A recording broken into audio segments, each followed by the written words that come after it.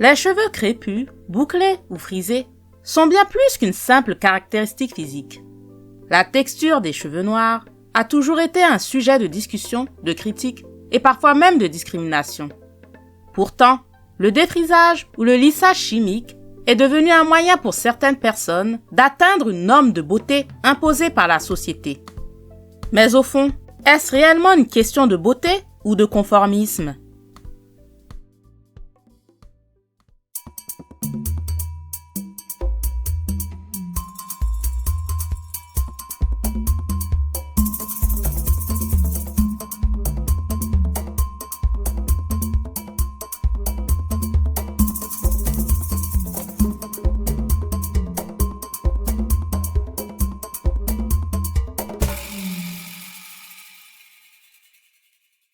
Le défrisage a des origines bien précises qui remontent à la fin du 19e siècle et au début du 20e siècle. Avant cela, les cheveux naturels crépus étaient portés fièrement. Mais avec l'arrivée de la colonisation et l'impact des normes de beauté européennes, les cheveux crépus ont été perçus comme inférieurs et non conformes aux critères de beauté de l'époque. Au début du 20e siècle, les premières tentatives pour lisser les cheveux noirs sont apparues. Le pionnier dans ce domaine fut Garrett Morgan, un inventeur afro-américain qui en 1909 a créé un fer à friser permettant de rendre les cheveux plus lisses. Ce n'était pas encore un défrisage chimique, mais une première tentative pour lisser les cheveux naturels. Mais le véritable tournant pour le défrisage chimique arriva dans les années 1910 avec Madame C.J. Walker, une entrepreneure afro-américaine. Elle créa une gamme de produits capillaires, dont des crèmes à base de produits chimiques destinés à lisser les cheveux crépus. Elle n'était pas seulement une pionnière dans l'industrie capillaire, mais elle était aussi un symbole d'autonomisation économique pour les femmes noires de l'époque. Dans les décennies qui ont suivi, le défrisage est devenu une norme et des marques puissantes ont émergé pour répondre à la demande croissante des produits chimiques de lissage. Des marques comme Dark & Lovely, Pink et Luster Pink ont capitalisé sur cette tendance. Ces marques ont transformé le défrisage en un produit de consommation de masse et ont créé des véritables empires financiers. À partir des années 60 et 70, ces entreprises ont développé des produits qui permettaient aux femmes noires de se défriser facilement à la maison. Le défrisage est devenu un geste quotidien, ancré dans la routine de nombreuses femmes noires. Ces marques ont généré des milliards de dollars dans les années 80 et 90, contribuant à l'énorme industrie de la beauté et de l'hygiène capillaire. Ces grandes entreprises ont prospéré pendant des décennies, créant une image de produits qui était censée embellir les cheveux crépus et les rendre plus acceptables selon les critères de la société dominante. Mais derrière ces produits populaires se cache une autre réalité. Ces entreprises ne sont plus ou ne sont jamais réellement dirigées par des personnes noires. Au début des années 2000, un mouvement radical a commencé à émerger au sein de la communauté noire, le retour au naturel. Ce mouvement a été propulsé par des célébrités, des blogueuses et des activistes de la beauté qui ont commencé à revendiquer et célébrer les cheveux crépus et bouclés.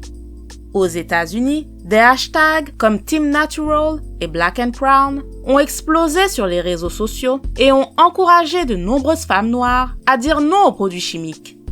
Elles ont décidé de redécouvrir leurs racines, de prendre soin de leurs cheveux naturels et de les accepter comme ils sont. Ce mouvement a bouleversé l'industrie du défrisage. Cette révolution a eu un impact significatif sur les grandes marques comme Dark & Lovely et Pink qui se sont retrouvées face à une nouvelle réalité qui était une baisse des ventes de leurs produits de défrisage. En effet, de nombreuses femmes ont cessé d'utiliser ces produits chimiques pour revenir à des solutions plus naturelles et respectueuses de leurs cheveux. Le marché du défrisage a commencé à décliner. Les produits de défrisage contiennent des composants chimiques puissants comme la soude caustique, le thiéothanolamine et parfois du formaldéhyde qui peuvent avoir des conséquences dramatiques sur la santé. Ces substances ont pour objectif de casser la structure du cheveu pour le rendre plus lisse, mais elles peuvent également provoquer des irritations sévères du cuir chevelu, des brûlures et des réactions allergiques. Le formaldéhyde, par exemple, est un cancérogène connu. Il est souvent utilisé dans certains défrisants pour renforcer l'effet lissant.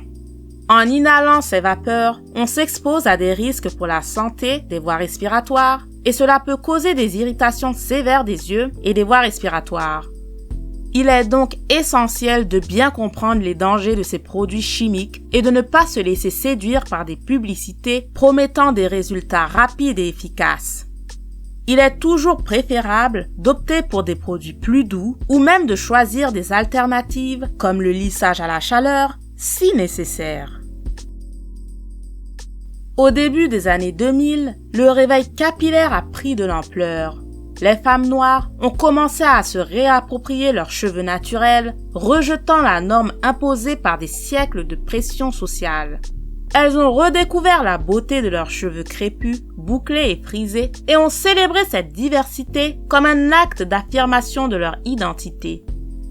Ce retour au naturel ne se limite pas à la mode. C'est un acte politique, une manière de revendiquer son héritage et d'affirmer que les cheveux crépus, bouclés ou frisés sont aussi beaux que les cheveux lisses.